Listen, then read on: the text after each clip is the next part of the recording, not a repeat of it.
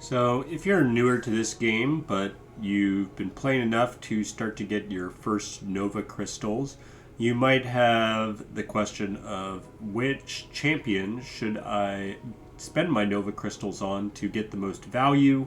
I have a limited number of Nova crystals, and I really want to make sure I'm getting the most out of them.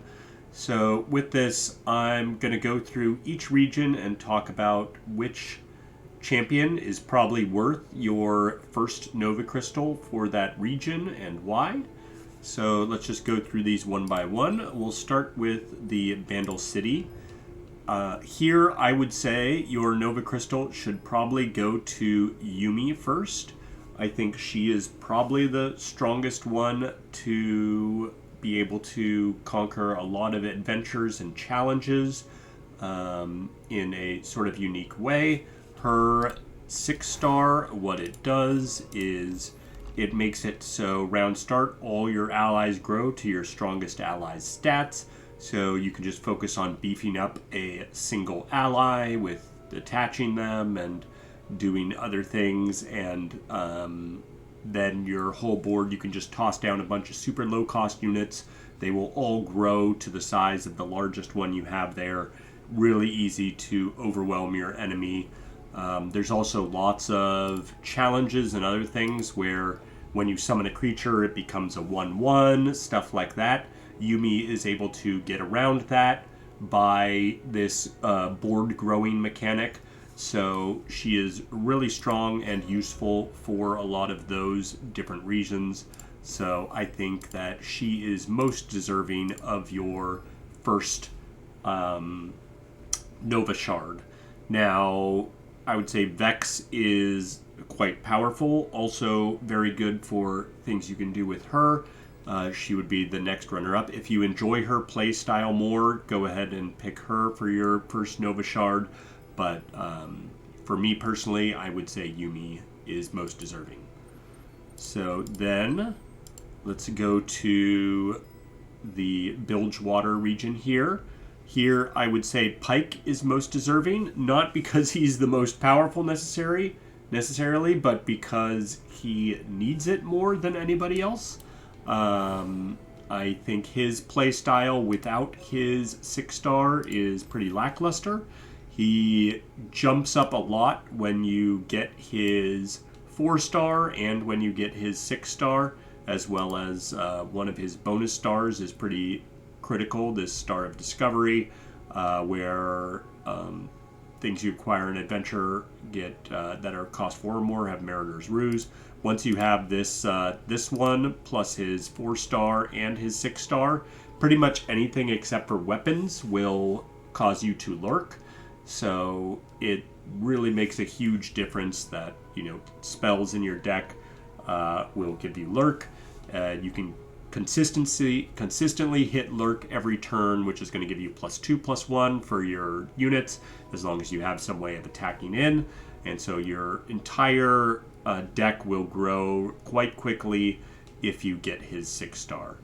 I think the most powerful champion in Bilgewater is probably Twisted Fate, but he doesn't require his 6-star to be the most powerful, so sorry, I keep accidentally, every time I click back, it's annoying that it takes away your filter. Yeah, Twisted Fate, probably the most powerful. Nautilus, also really strong with his 6-star, but I think he gets by just fine without his 6-star. The main reason I would spend my first 6-star on Pike is because he's the one who needs it the most to be able to enjoy him. So I would spend it here. And then let's go on to Demacia. I would say the standard Lux is most deserving of your first 6-star for this region. She is both the strongest, in my opinion, and the most fun. So I think for both those reasons, she should take it. Her 6-star. Let's take a look here. This will generate you a final spark when your allies attack, and your damaging spells and skills all deal 1 extra damage for every 6 mana you've spent this game. So you're already trying to spend 6 mana to level up Lux and generate Final Sparks, and this just gives you more ways to generate them. You also have this whenever you play 6+ mana worth of spells, you generate a Golden Aegis, which will cost 0. This allows you to rally and attack in again. So when you rally and attack, you will generate a Final Spark. There's also a bonus star that does make Final Spark have stopwatch, so it's burst speed. So you can use this for removal as you're attacking in. So really strong, great gameplay for her. If you're able to cast a lot of 6+ cost spells, you can just repeatedly attack in. You refresh your mana after you cast a 6+ cost, so you can cast multiple of these in a turn. If you're using like Chemtech Duplicator, they get doubled. So you can end up with tons of Aegises to effectively rally. Each time you attack in, you're going to be generating these Final Sparks. The things you rally with will have barriers, so they're not going to die. You can attack in with them again. And yeah, just really strong gameplay here. I think she is most deserving of your Nova Crystal for that region. Freljord, here I would say Ashe is probably most deserving of your 6-star. Her gameplay completely changes when you get her 6-star, and she has a really cheap, easy build that you can do with her to make her function. So her typical build, you can even just use triple Curator's Gatebreaker. I use Echoing Spirit just to more consistently draw Ashe, but yeah, you can just use Curator's Gatebreaker, or you could substitute this Echoing Spirit for a Chameleon's Necklace, which is a green. There we go, Chameleon's Necklace. You can substitute it for this. Just make it a little bit more likely to draw her if you prefer. But yeah, there's the main purpose behind this is you just essentially obliterate their Nexus. Her 6-star makes it so when you decrease an enemy's power, you distribute the amount of stats or the amount of power decreased. You give that to the allies in your hand. So you basically just get Ashe a whole ton of power. Then when you drop her, she strikes their Nexus multiple times, and you just one-shot their Nexus once you've, frostbitten their board enough. And you get this, from her 3 and 4-star. Both of these are just automatically frostbiting their enemies when they drop them, or the strongest enemy each round. So that's going to happen. Plus you have stuff in your deck to frostbite them. So you should pretty easily be able to get Ashe up and get their board gone and make it easy to cast her out and destroy their Nexus. So very consistent for winning the game with her once you have her 6-star. If you don't like that sort of gameplay with Ashe, I would say Tryndamere is probably the next most deserving of the 6-star. It's quite strong with him. Both Anivia and Volibear, I think, work very well even without their 6-star, so that's why I don't have the 6-star on either of these. They are very capable at 5-star. So, but Tryndamere, his gameplay is massively changed also by his 6-star. So if you don't like the Ashe gameplay with that 6-star where you're just, buffing her up and dropping her to remove the board, then you can go with Tryndamere for the first Freljord one, but I would choose between one of these two. He is also very strong. His lets you rally each turn, and it'll double the stats of units you summon for that round. So you can close out games very quickly. You can attack in multiple times with huge boards and whatnot. Really strong. So yeah, it's he is very weak without his 6-star. So yeah, you can certainly pick him up and make him remove them, or make him use the Nova Shard for that region as well. Ionia. Here, I would say Ari is probably also most deserving of your 6-star. She is very strong with it, probably the strongest in the region. I'll go over that in a moment. Yasuo is potentially. He's also extremely strong in the region, but his 6-star doesn't do a whole lot for him. It's not necessary. He's very strong without his 6-star.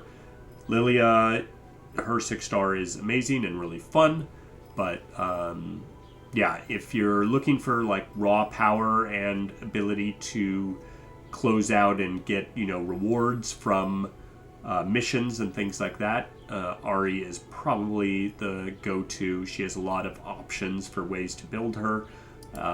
Let's take a look at her 6-star. So her 6-star has this: when you recall an ally, it strikes the Nexus.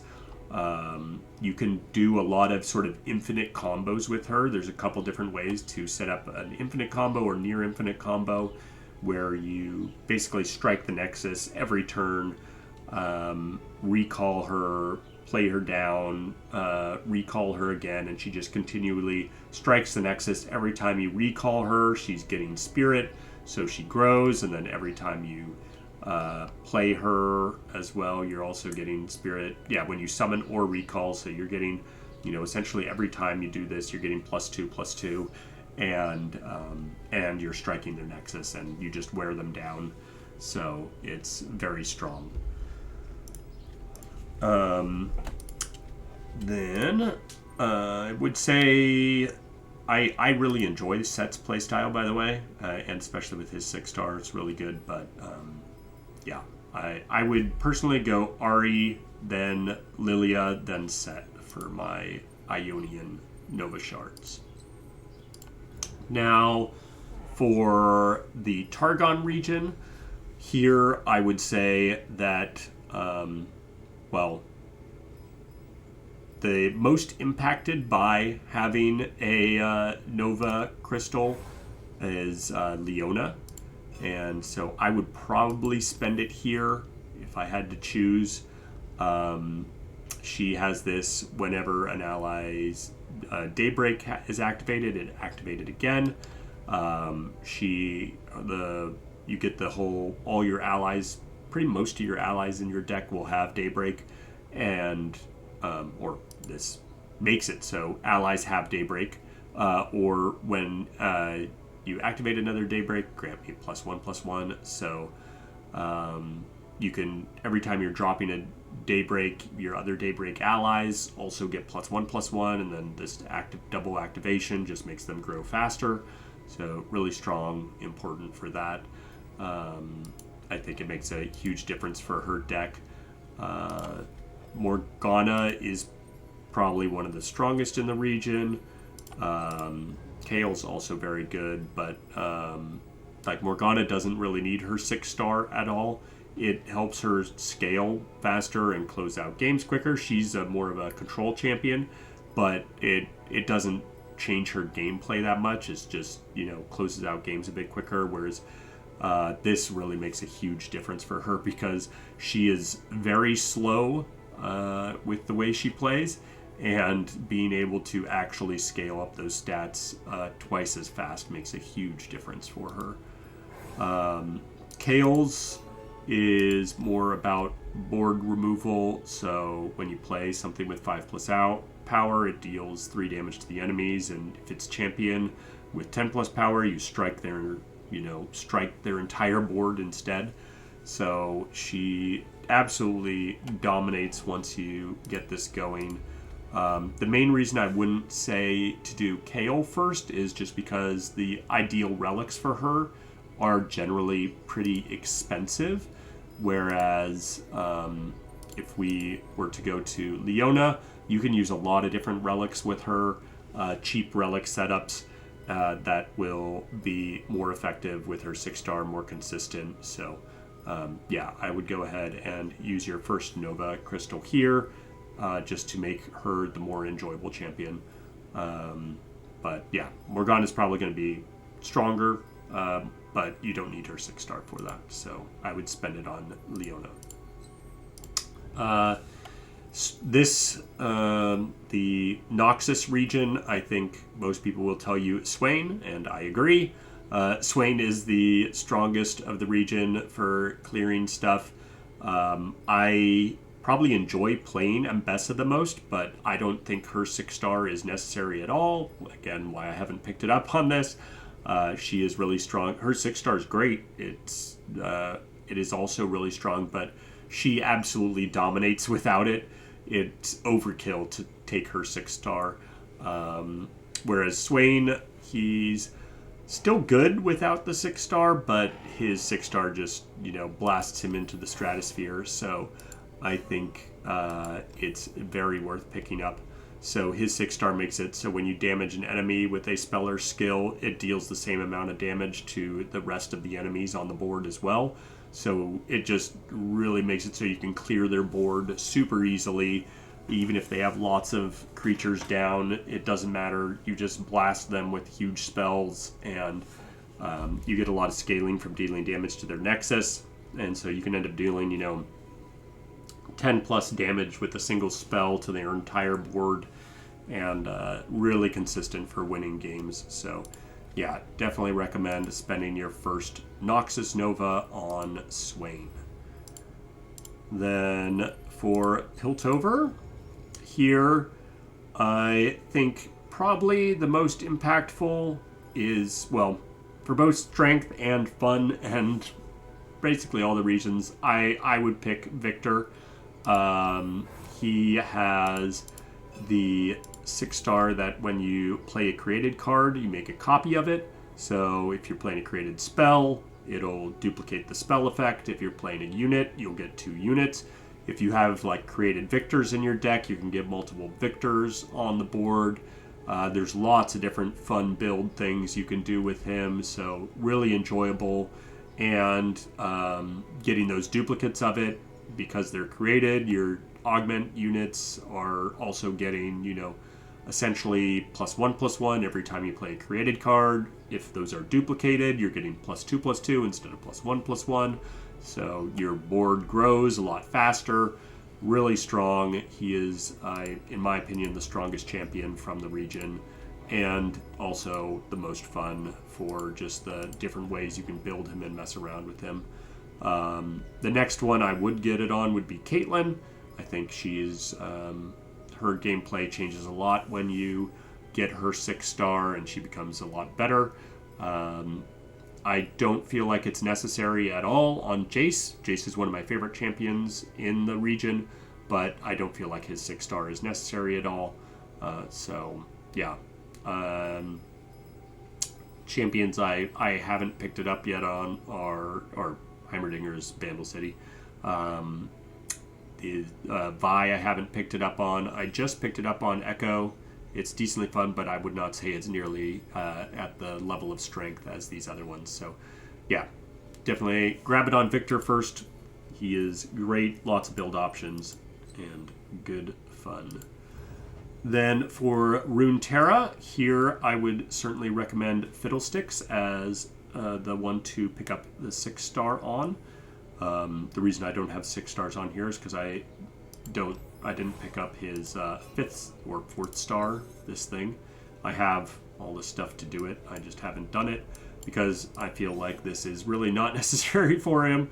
Enemies have -1, -0, does pretty much nothing for you. Once you have his 6-star, which we'll take a look at here. His 6-star makes it so when you terrify, you gloom all the enemies, and your allies gain 2, or a random ally gains 2 spirit. So you have a lot of ways to terrify them. Basically, you try to do a lot of pings of small damage to their Nexus. For at the end of the round, for each time that you've damaged their Nexus, they're going to get terrified by 1. You also, if you have like his relic and other stuff, you can terrify them in other ways. But yeah, this, you can oftentimes end up getting a whole bunch of stuff. Their whole board will get like -5, -5, or -10, -10, or something, depending on how many different things you can do to deal damage to their Nexus. And then your whole board's going to grow to be really large, and their whole board's going to shrink. You really don't need this, -1, -0 is going to be pretty insignificant by comparison to this once you get this rolling. So, yeah. the great thing with Fiddlesticks is by, you know, terrifying their board and stuff like that, you can deck them, and he has ways of beating adventures that have restrictions, such as, you know, you can't win until turn 5, or you can only deal, you know, X amount of damage per round. He's able to win games earlier than other champions would because he has an alternate win condition of decking them. So yeah, I think he is the best one to spend your Runeterra Nova Shard on first. Other champions that are really strong, Evelyn's really strong. I don't feel like she needs her Nova Shard at all. She's great without it. Poro King, I feel like, is the next most influenced by his Nova Crystal. Without his Nova Crystal, he really relies on the Poro King getting onto the board. Whereas once you have his Nova Crystal, you can do lots of builds without him. You'll generate Poro snacks just by dropping Poros. You don't need to drop the Poro King to get snacks. And you can scale up your Poros really quickly and whatnot once you get his 6-star. So after Fiddlesticks, I would say he is the next most influenced by having a Nova Crystal. Other champions I would say are stronger, like Evelyn and Elder Dragon, I would say are in general strong. Fiddlestick's probably still the strongest champion in the region. But I would say these are the next strongest, but neither of them requires their 6-star to be really dominant. So, yeah. The next one that has a unique sort of effect. So for me, I would grab it on Fiddlesticks, then Poro King, and then Nico. Nico has a unique effect that attacking in with different subtypes, any creature, or for each subtyped creature you're attacking in with, they can be all of the same subtype, but for each different subtyped creature you're attacking in with, it deals 1 damage to their entire board and to their Nexus, so it's a good way to clear their board. It sort of falls off in the higher tier adventures where you're going up against things that oftentimes have like 10 or 20 health, and it's a lot harder to clear their board, and they'll just, you know, block you, and you'll end up losing most of your board as you're attacking in to try to deal more damage. So it's a bit awkward, but yeah, really good for mid-tier adventures. But Fiddlesticks, yeah, most deserving of your first Nova Shard. Then let's go to Shadow Isles. Again, this one's, I think, pretty unanimous from most people. Viego is the most deserving of your Nova Shard. He will make it so your entire deck gets +1/+0 every time you summon an Encroaching Mist. This synergizes extremely well with his 2-star, which is when an ally with 4+ power dies, you reduce the cost of all your allies in hand by 1.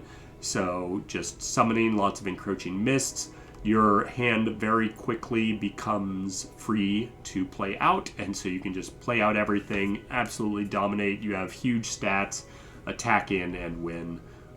You get this 4-star with Crush, so you have an easy source of overwhelm with huge stats, really strong, very consistent. Highly recommend Viego for your first Shadow Isles Nova Shard. Elise, really strong without her 6-star.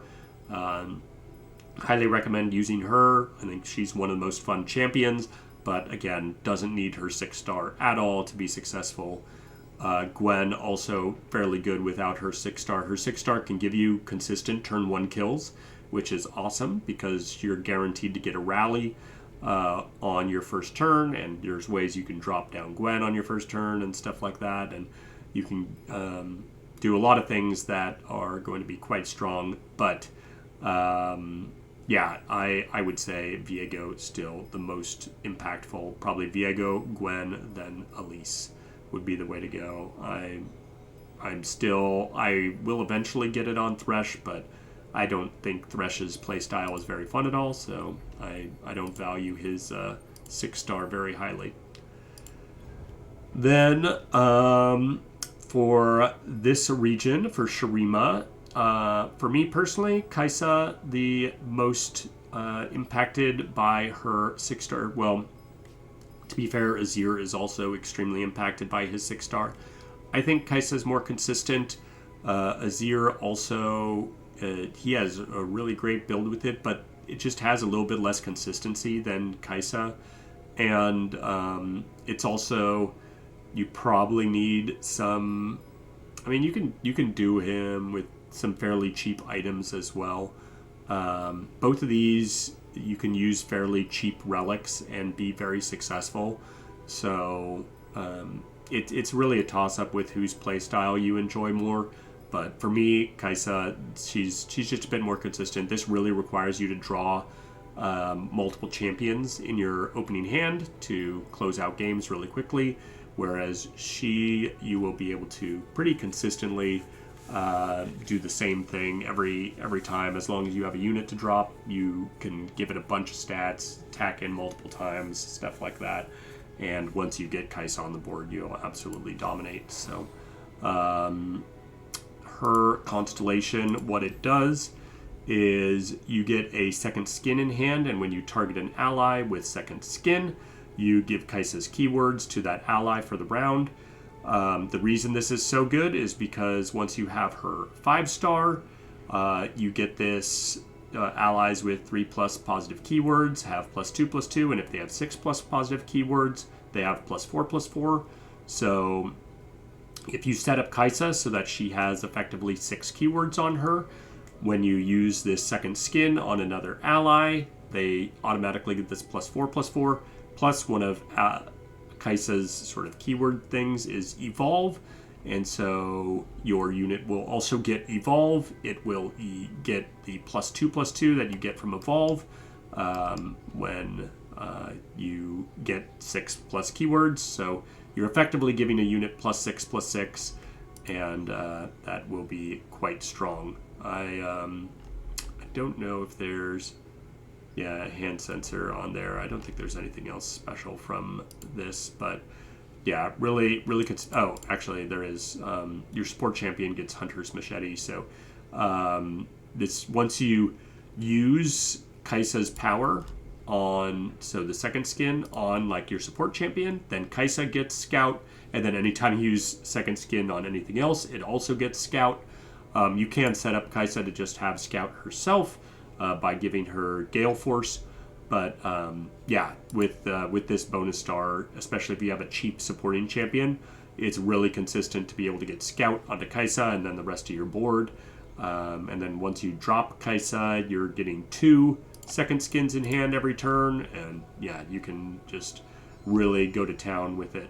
So I think there's something that makes, maybe it's when you're leveling up, there's something that makes it so second skin is, instead of slow speed, it's burst speed, so you can also play it out a lot faster, which is nice. I think you just have to get to a certain level when that happens. Let me check real quick here.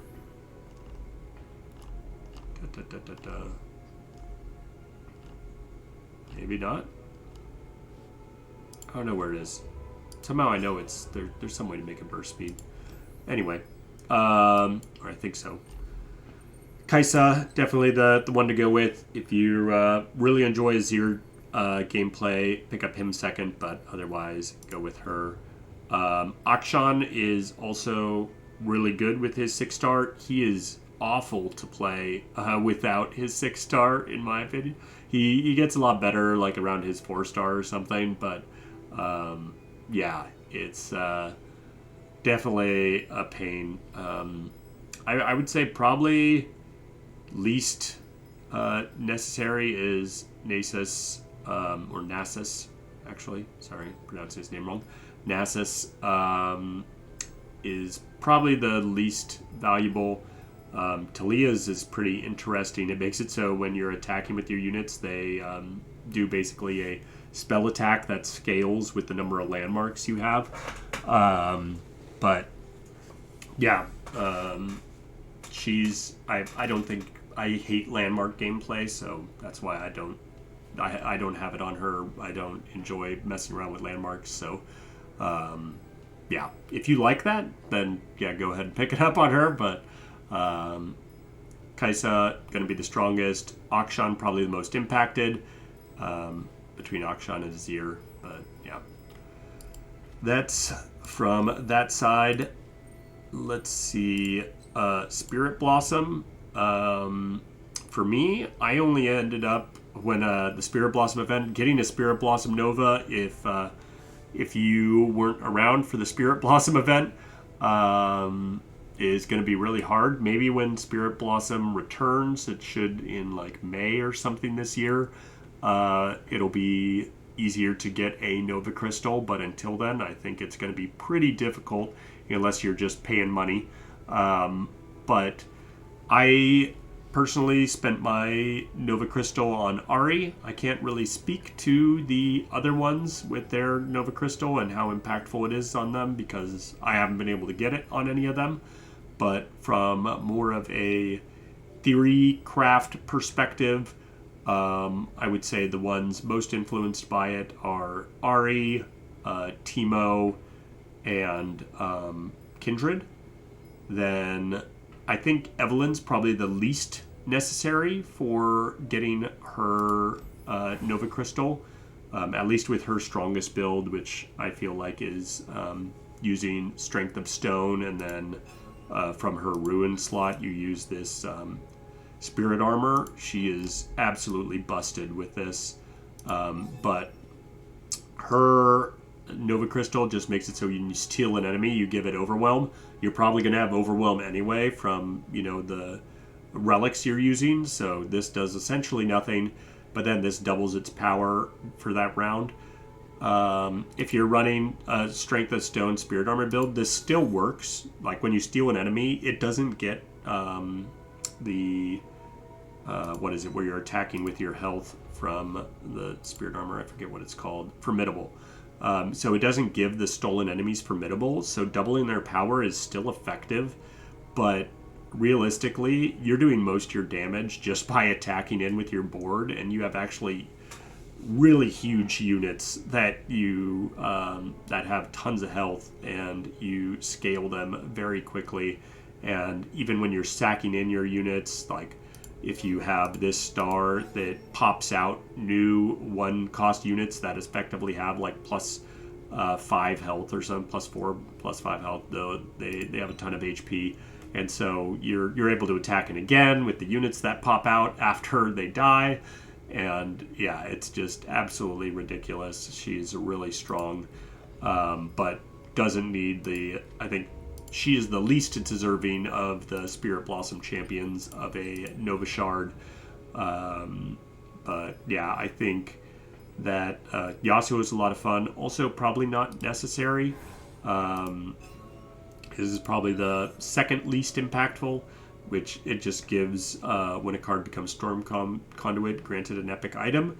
So you can generally make a lot of things in your hand Storm Conduits. They become cheaper as you play other cards, and then you play it out. A new thing becomes Storm Conduit. It'll get an epic item. So, yeah, the only problem is that Yasuo can never become the Storm Conduit, so he never will get these epic items.